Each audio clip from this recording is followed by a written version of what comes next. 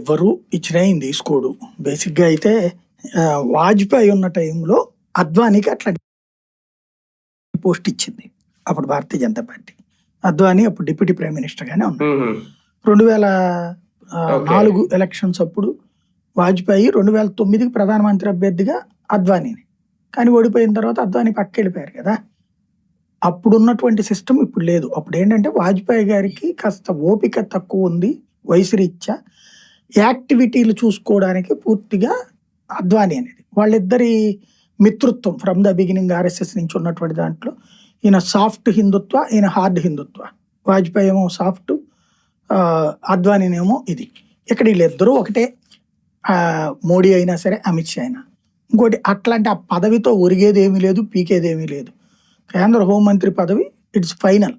అద్భుతమైనటువంటి స్టేజ్. అదే డిప్యూటీ ఏం లేదు. డిప్యూటీ ప్రైమ్ మినిస్టర్ అన్న, డిప్యూటీ సీఎం అన్న ప్రత్యేకించి పదవులు ఏం లేవు రాజ్యాంగంలో.